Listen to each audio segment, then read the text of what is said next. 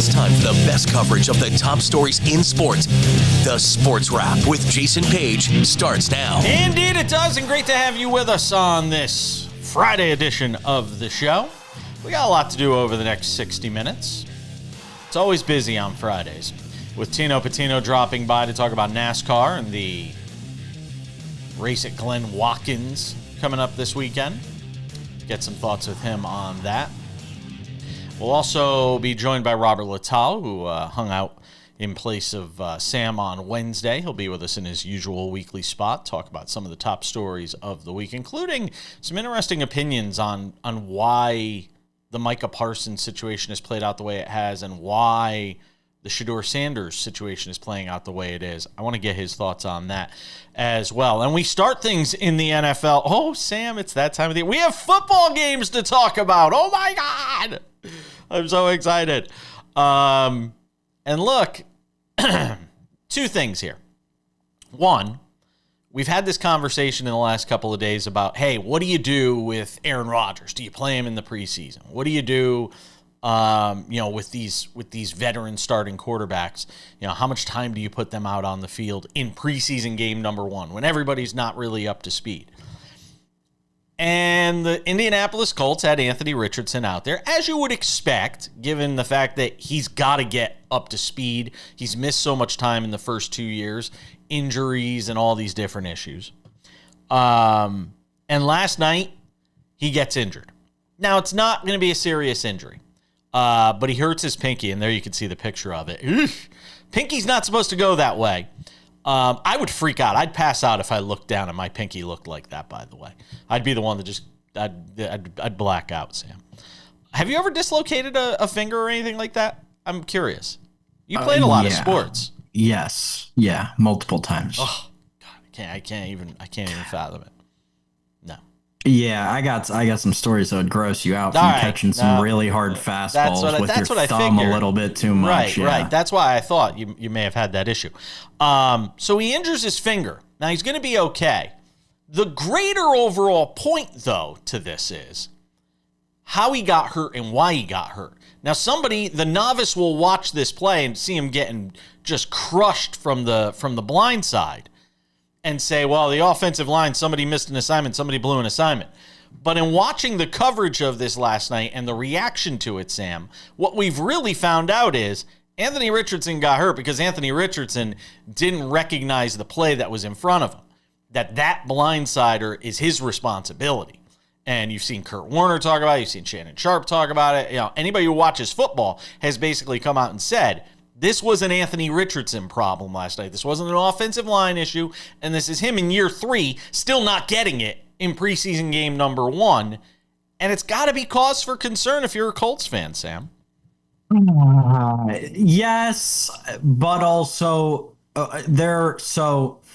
I saw a meme last night that kind of depicts the situation perfectly. So I'm going to have to do a verbal meme here. But it was, the famous meme of Jonah Hill pointing at the clipboard and Brad Pitt sitting at the desk. And it's like, Billy, this is Anthony Richardson. He has all the physical attributes of the perfect NFL quarterback. He runs well. He's got a killer arm. He can make just about every throw anywhere on the field. The problem is, his only downfall is he doesn't understand how to play the position. And that's exactly correct about Anthony Richardson.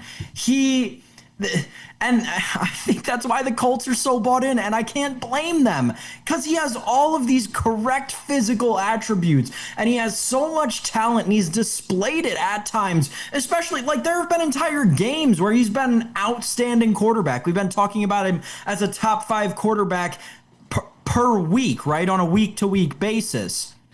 But, man, you got to learn to read defenses in the NFL, because this is exactly what will happen if you don't. And I know that there are Colts fans who are saying, listen, it was a dislocated finger. He came out of the game. It was a pinky. He came out of the game because it was preseason. If it was regular season, they'd have called a timeout, popped it back in, and he would have been in for the next play. Yeah, that's fine. It doesn't really change the fact that he completely missed the free rusher, didn't assign any blocker to him, and paid the price for it in the ultimate way. At the end of the day, I still believe Anthony Richardson is going to be their week 1 starter. It's best for the Colts. I know they've got this quarterback competition going on between him and Daniel Jones.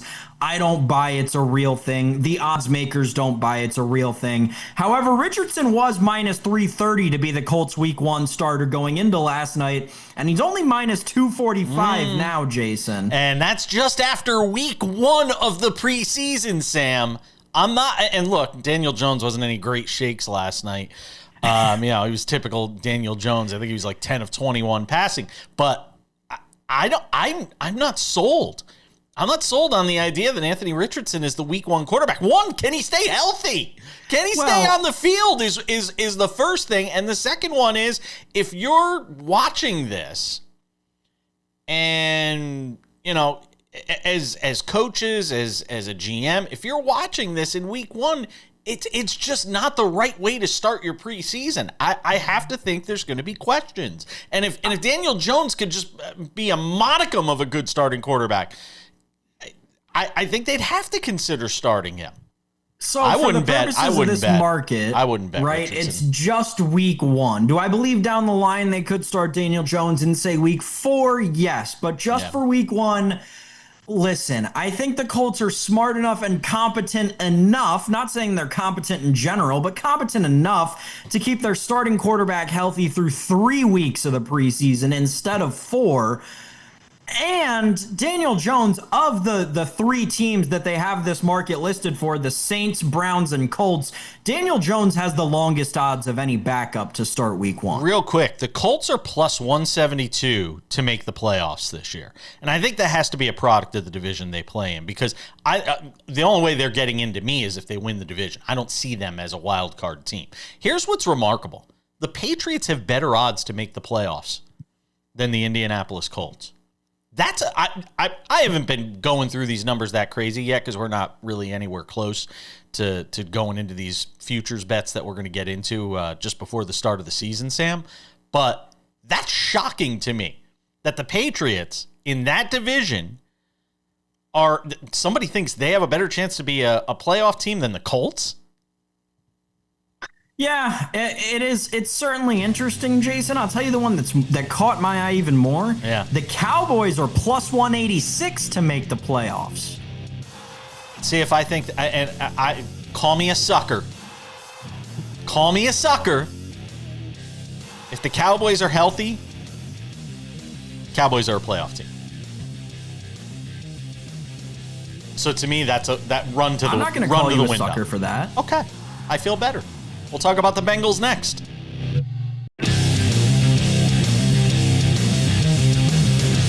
Coming up in 10 minutes, Robert Littal from Black Sports Online drops by. Talk about a couple of the top stories of the week. Sat in for Sam on Wednesday as well. All right, Sam Yarnell. More NFL preseason talk. Look, we were just having a conversation off air about the Cowboys and what that offense is capable of doing. And we were saying, you were saying in particular that you thought they could be an offense that, really puts up a lot of points, but they're going to give up a lot of points. Well, the AFC version of that could be the Cincinnati Bengals. That's what a lot of people, I think, are probably thinking as they look ahead to this season, that the Bengals could be one of these teams that scores a ton of points but gives up a lot of points, especially given the fact that we don't know what's going on with Trey Hendrickson right now and where that whole situation is going to land, on the chessboard as we get into the season. But their offense last night, impressive. Against the first teamers for the Eagles as well. As much as great as it is to see the Bengals do that, if you're an Eagles fan, again, nobody's going crazy. It's preseason. It's week 1.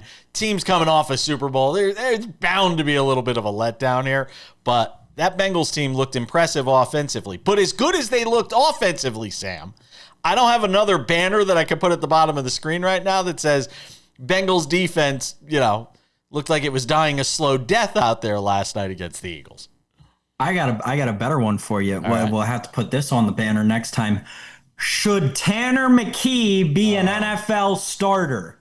Yes, my column. Seriously, I am. Those who know me well know I'm very high on Tanner McKee. It breaks my heart that he plays for the Philadelphia Eagles because I truly do believe he's probably the second best backup of all 32 backups in the NFL. And he showed you exactly why last night. Second best backup? Who's the first? Jameis Winston. Okay. Not close. Okay. Famous Jameis. Come on. I thought you were going to say Daniel Jones. It's okay. No, come on. I thought you were going to say Drew Lock. Oh my. Can I interest you in a Drew Lock? No. Trey Hendrickson had to be watching this game last night, just like crying of happiness. Oh yeah. I mean, if I'm Trey Hendrickson right now, price went up, Cincinnati. It was, I mean, when you have Will Shipley running through the holes that he was running through last night against the Bengals ones on defense, not great.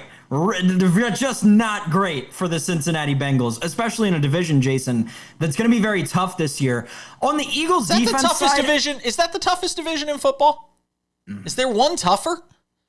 Because I can't think. I don't think so. The NFC East.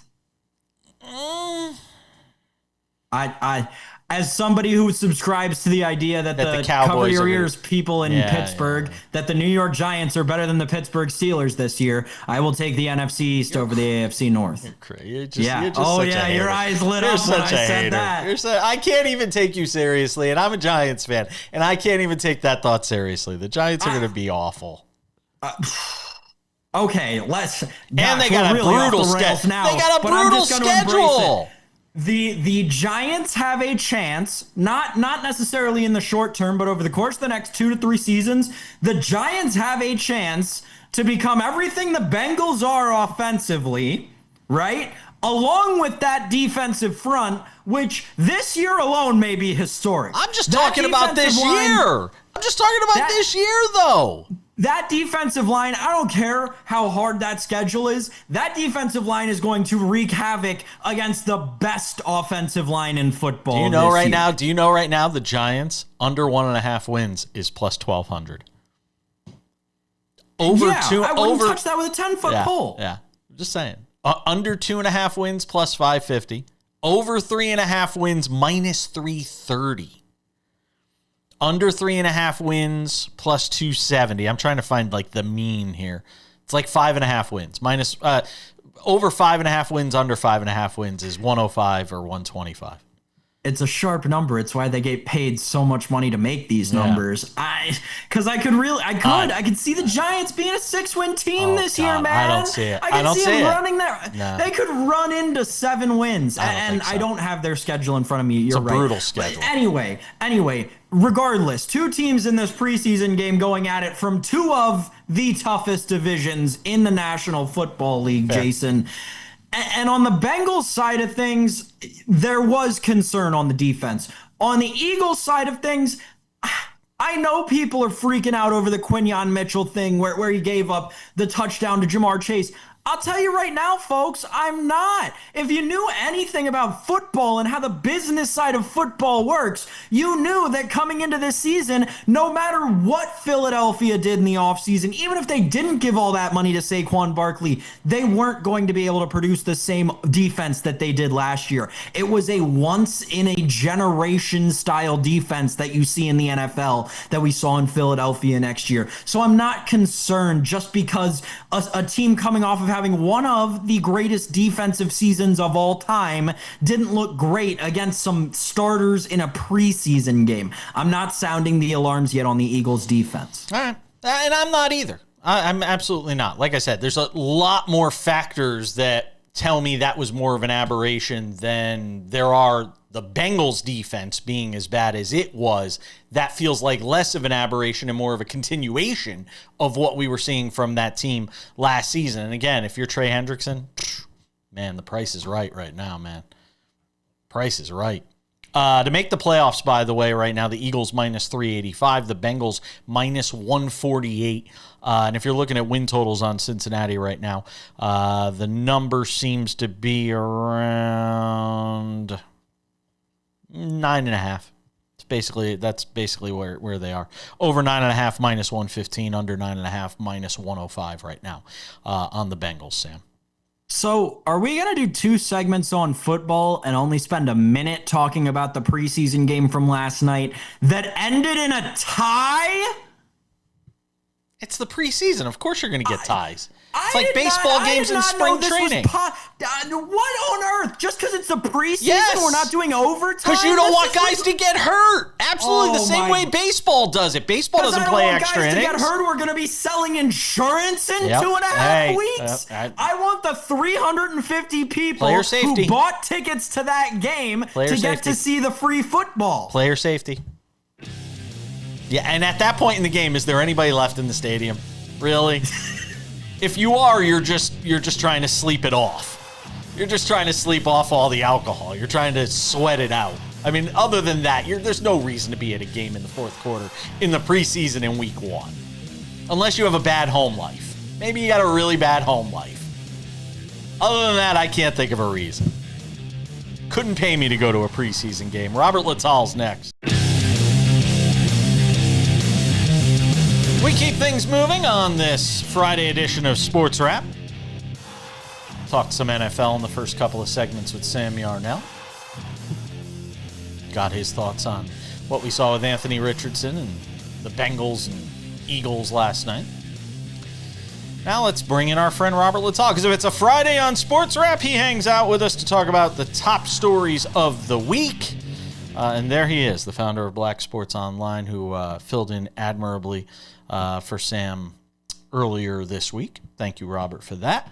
All right, let's start things with some NFL talk. So, a couple of times this week, and while I'm mentioning Stephen A. Smith here, this is less about Stephen A. Smith and more about sort of the commentary that he made, but less about him, because I know sometimes I have a tendency to go after him on certain things. But I'm curious to get your thoughts and your perspective.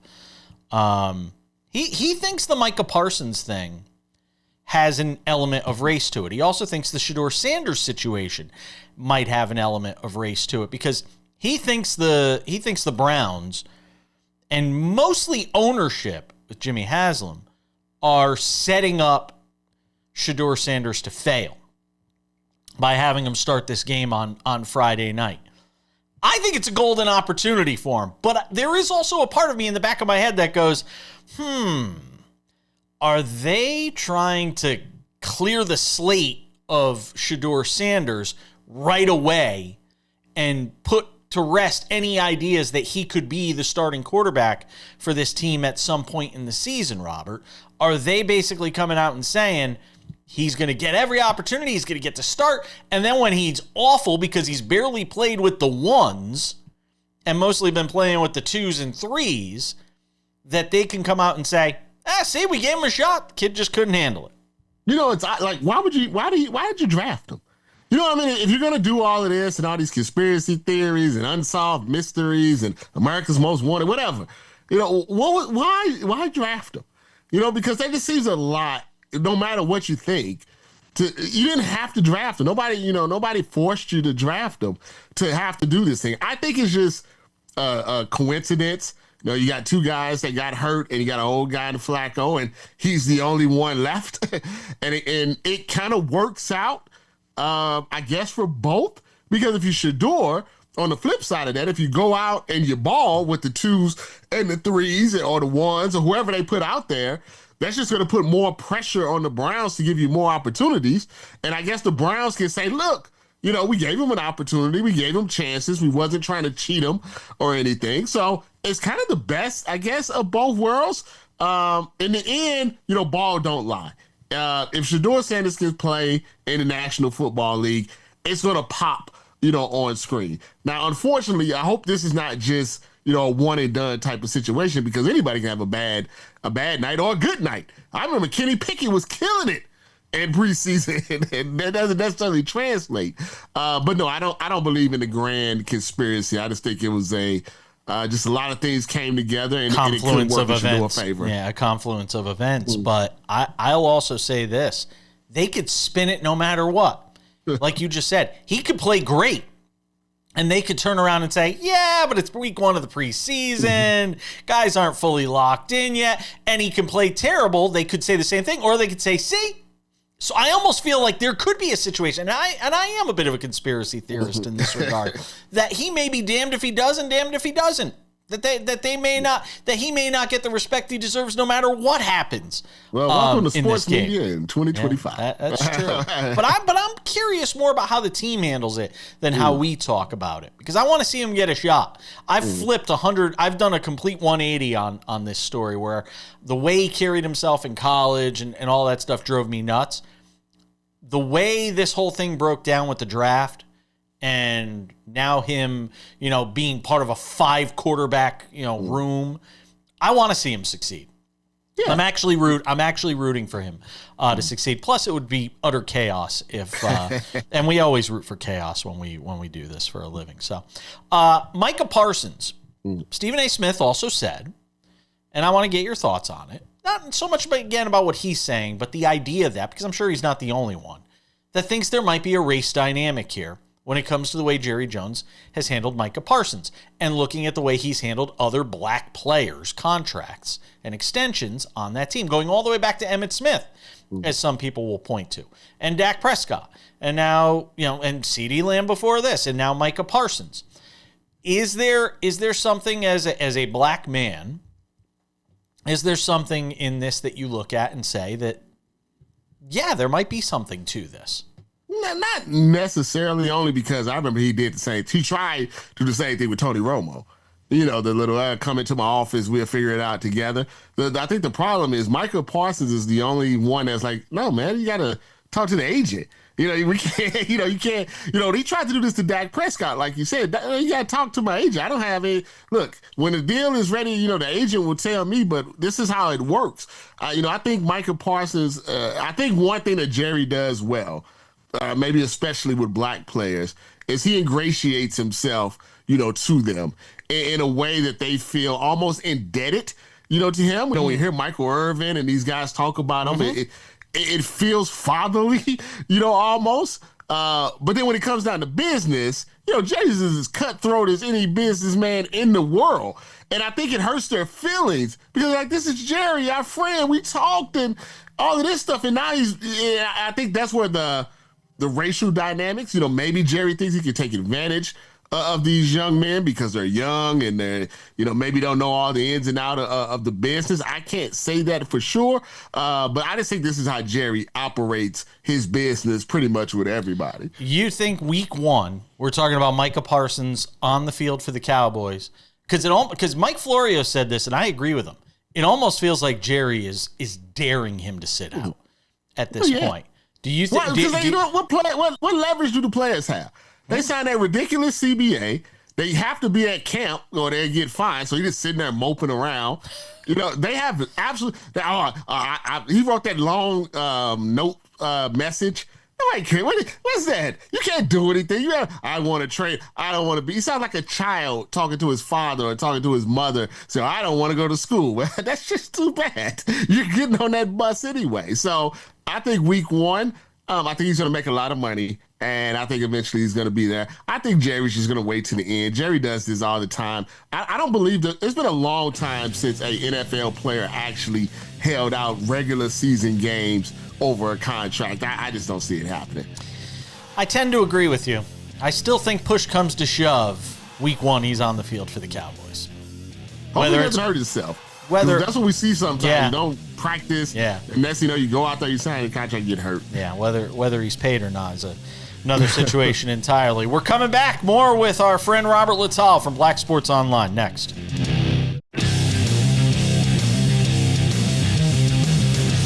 All right, we continue the conversation on this Friday edition of Sports Wrap with Robert Littal, founder of Black Sports Online. Hangs out with us every week on the show. So I want to get your thoughts, Robert Littal, on this story that kind of crossed my desk this morning, and that was Sha'Carri Richardson, the track and field superstar, finding herself in a little bit of hot water. She was arrested about a week ago at Seattle-Tacoma International Airport, and now the video has emerged of why she was arrested, which was a 4th-degree domestic assault against her boyfriend, who is also a sprinter by the name of Christian Coleman. And people could see the video for themselves and sort of what transpired here. But I'm curious because we always talk about domestic violence against women and perpetrated towards women. It's rare we see these sorts of instances, especially in athletics, where it's the female perpetrating the violence towards the male.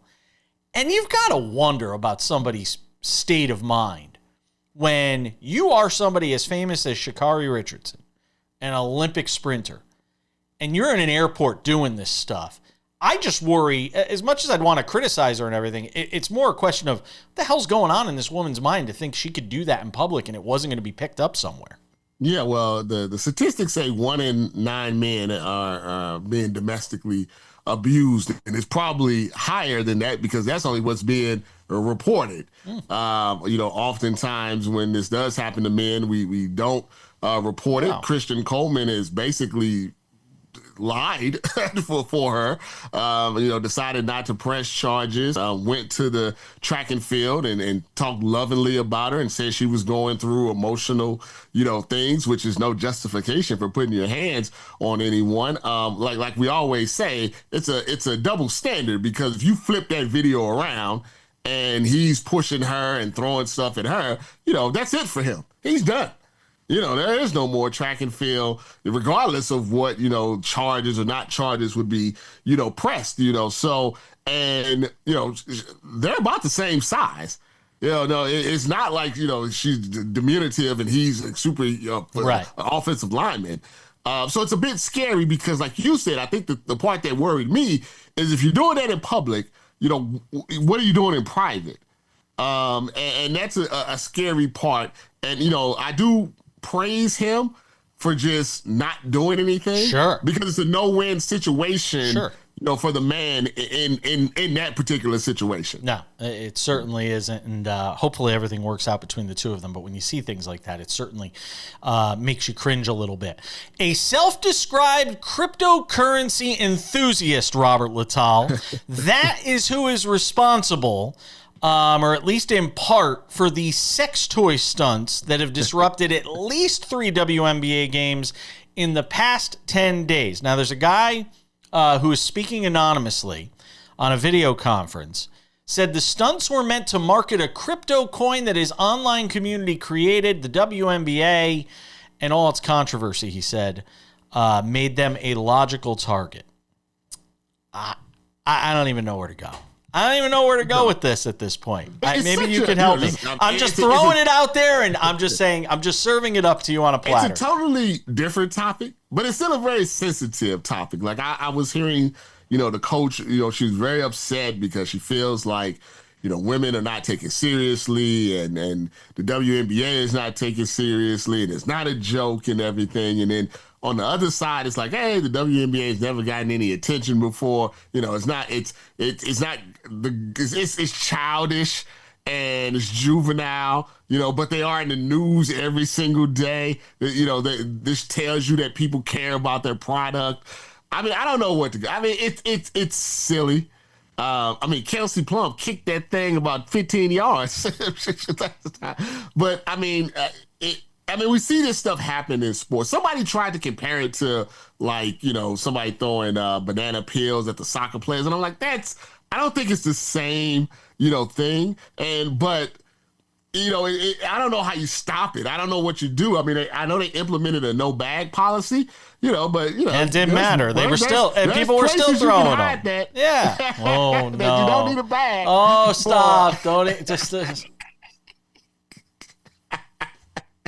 Don't need a bag, for people. You can use your imaginations. I apologize for any children that are watching. If you're a child and you're watching this show, I oh Lord, oh please turn it off. I don't know what to tell you. Delbert Carver, the 23-year-old from Georgia, was arrested on August 1st. He faces counts of disorderly conduct, public indecency, indecent exposure. I don't know how, and criminal trespass. According to law enforcement records. Hopefully this is the end of this, though, that they got it out of their system. Another person, an 18-year-old, Caden Lopez, was arrested at Phoenix Arena in Phoenix, PHX Arena, for the Mercury, Connecticut Sun game. Court records say Lopez removed a green sex toy from his sweatshirt pocket, threw it, and hit 2 spectators, including one minor. He attempted to leave the building afterwards, and an arena volunteer saw it and tackled him. I'm sorry, I should not. I know, but it's like, this is how crazy this thing has gotten right now. And all you need is for one of these things to hit somebody the wrong way, and you could. Again, these are pretty substantially heavy, thick. Especially the brown I don't ones. even want to say thick. Especially the brown ones. Oh, stop it! Come on. We gotta go. I'm out of time. I think I've got to somehow get through the next 35 seconds of this without the FCC pulling a license or something like that. Robert Littal, founder of Black Sports Online. Yeah. I want to be a comedian in my other life. I'm sorry. Please forgive me. Yeah. Just keep the sex toys off the court. I don't want to talk about this anymore. Don't hit me, Mike. Don't stop throwing the stuff for real. Let everybody play. Caitlin Clark, please come back. Yes, please, Caitlin Clark. We need our president. We're talking Caitlin about Clark. this. We're coming. Yeah, tell him, the president, Caitlin Clark, needs to tell him to stop doing this. Welcome back to this Friday edition of the show. Odds and Ends wraps it up in 10 minutes. But now, let's talk some NASCAR. Because if it's a Friday, it's a NASCAR Friday. And Tino Pattigno is here. Well, as exhilarating as the Bubba Wallace win was a couple of weeks ago, that race in Iowa last weekend was a spit show, if I can say. I would use the other word, but I don't want to get bleeped. That was a train wreck last week. I mean, after the first, 150 laps, it just seemed like anything that can go wrong in that race did. William Byron wins. Brad Keselowski's got to feel awful. I know he won a couple of stages, but he probably felt like he had the best car and could have won. What's the big takeaway now, a few days removed from what we saw in Iowa? Is that the playoffs are approaching very fast. And although that Brad Keselowski, like you said, should have felt great about their performance, getting stage wins, it's been a minute since he was able to do that, bringing fast cars with not only himself, but Ryan Preece as well, being in the top 5 there at the end. It's not going to be enough. They need to win to get in, at least for Keselowski's sake. For Preece, he's hoping that something goes wrong with the next guy above him, but that's his teammate. So he's really not hoping that happens exactly. It's a tough spot for RFK right now, because with 3 races remaining, they need to get all 3 drivers into the playoffs. And I think they would be okay with one of them, but these next few races are a good opportunity for a lot of drivers outside the playoffs to potentially win and get in. And by the way, you can catch Tino on SiriusXM NASCAR Radio on the weekends, also on Tubi with his betting advice. The basically where we are with the cut line for the playoffs: Tyler Reddick at 14, Alex Bowman at 15, Chris Buescher at 16. Buescher won this race last year, narrowly edging out Shane Van Gisbergen. Give me some sense. I mean, does Buescher have to feel good, even though he's at 16 and he's on the cut line here? So he got to feel good going into this particular track, knowing what he did last year. So from that standpoint, yes, he's definitely feeling confident heading into this weekend's race. But to me, I think he's more focused on points than he is on the win. And specifically, this Watkins Glen race last year was kind of an outlier because it was in the playoffs. And with it being in the playoffs, a lot of contenders, Kyle Larson, Chase Elliott, Christopher Bell, the main guys, Tyler Reddick, another one that we see up there behind SVG, they've been this season, but they've been battling for wins on road courses. They weren't battling for the win in this race last year because they were going for those playoff points with this race being in the playoffs. So I'm really looking at, when I do my data and research for this week, 2023's Watkins Glen race, because that one was not in the playoffs. It was a race that a lot of drivers will be in the position of needing to win to get in, as they are going to be this week. So my point is, for Chris Buescher, I'm not feeling too confident because he was able to go out and beat the best of the best in SVG, but SVG's been a lot better than he was last year, this year. Just dominant and winning all the road course races that we've seen except for Coda. So to me, if I'm Chris Buescher, I'm going out there, I'm racing for points rather than going out and racing for the win. Connor Zilic is in this race, And, a lot of people don't know a lot about him if you're just a general sports fan, but Connor Zilisch is considered one of the big future stars of NASCAR. How is he at plus 470, the second best odds to win the Go Bowling at the Glen race? Yep, so Connor Zilisch is the next big thing. That's when, if you're tuning into NASCAR and want to look for a young driver to root on, that's going to be him. And the reason why his odds are so low to win, and he's not even full-time in the Cup Series right now. He's a part-time. He's Xfinity Series lower level. Next year, he will be full-time. But my point is, with Connor Zilisch, he grew up racing road courses. A lot of drivers grew up racing short tracks or dirt tracks. Connor Zilisch, this is his bread and butter right now. And who's his teammate heading into this weekend's race? SVG himself. It's like big brother, little brother between the two of them, and they'll both be racing in the Xfinity Series as well. Zilisch himself will be in a truck this weekend too, so he's going to be getting a lot of reps on this racetrack, and it's not crazy to say I think he can go out and win this race. He's going to have to beat SVG, going to have to beat a lot of drivers with more experience in the Cup Series at this track, but that's why his odds are so low, and a lot of people recognize that and want in on that ticket as too. Good as SVG has been in these sorts of races, does his strategy change anything at all with the 3 wins and sort of knowing where his position is? What would a 4th win mean for him in the overall scheme of things? A 4th win would be huge, because now you're looking at, with him already having 3 wins and having that amount of playoff points that come with it, you're looking at him surpassing the first round, potentially, with him where he's at in the playoff standings right now. If you get 4 wins, you can really take a look at him being in the round of 8. If he's in that round, you win the Roval, a road course in the playoffs, you can potentially be in the championship 4. And that's something that would be just the perfect it would make formula. My head explode. It would make my head explode. People like me, it would make my head explode. Absolutely. All right. Exactly. But that's what he's there to do, so it could be possible. We got a minute and a half left. And just real quick here, I need you to give me some thoughts on, with Reddick, Bowman, Buescher, Preece on the outside of the bubble, Kyle Busch.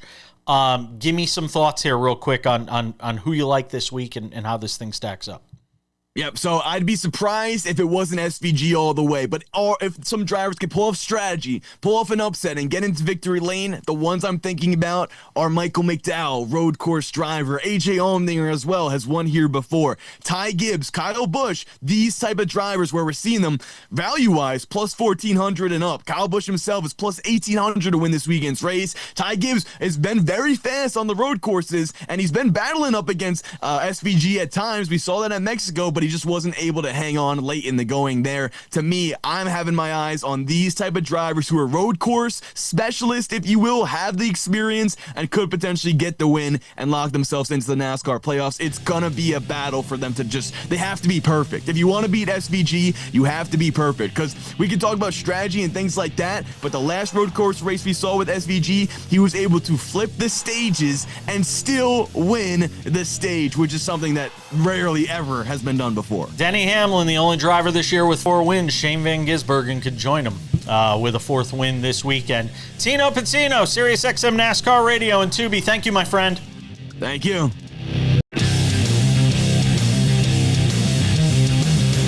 All right, just about time to put the wraps on this baby for a Friday. Don't forget, SportsWrap Weekends.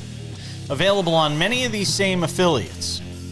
It is a 30-minute version of this show, carried on the weekends, and it wraps up some of the top stories that we talked about from the week that was. SportsWrap Weekends, check it out.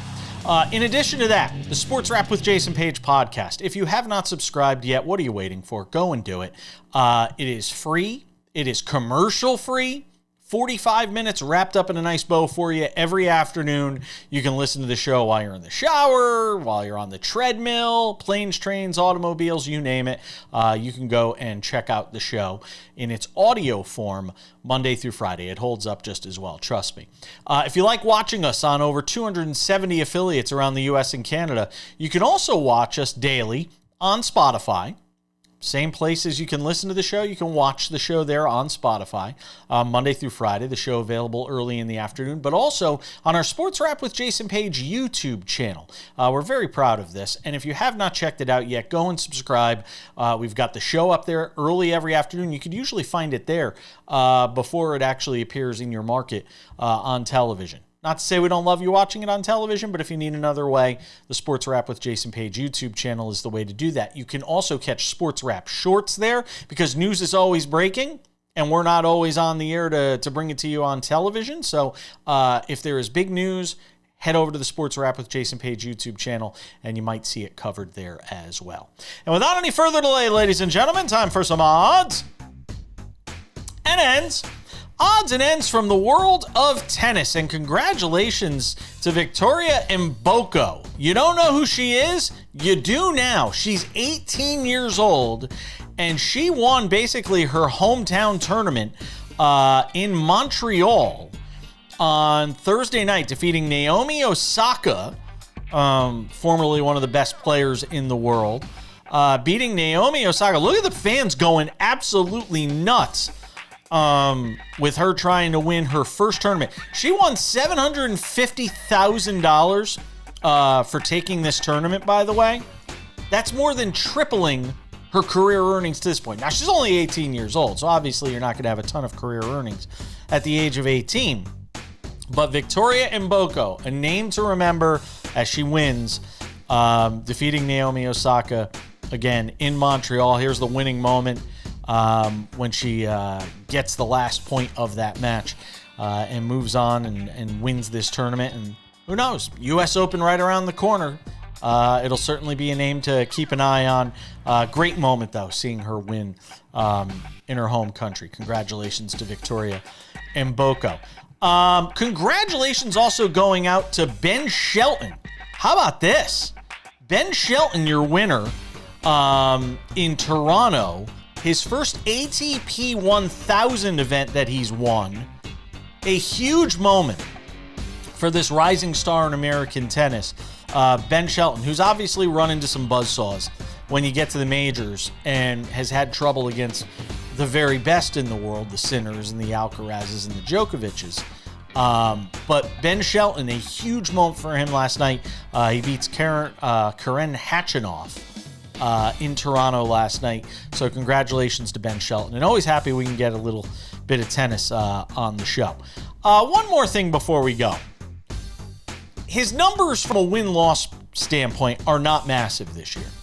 But pay close attention to what Paul Skeens continues to do on a start-in, start-out basis. He gave up 7 hits last night.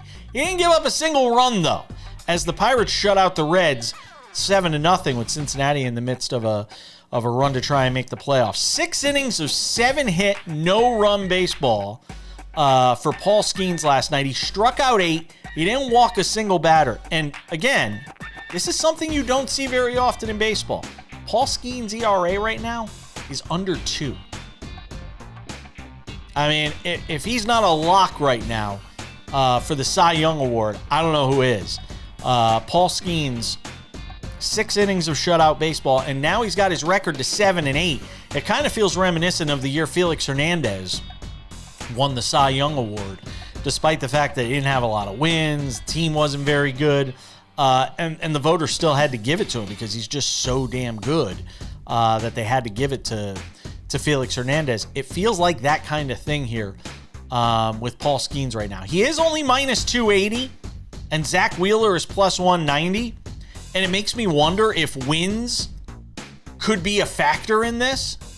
You know, that if Zach Wheeler piles up enough wins, that there's going to be some voters out there that make it tough on Paul Skeens. If I'm a betting man right now, and I am, I'm probably betting on Paul Skeens still right now to be your Cy Young Award winner. The fact that he's doing it, and there is something to be said for being on a winning team, but there's also something to be said for being on a losing team.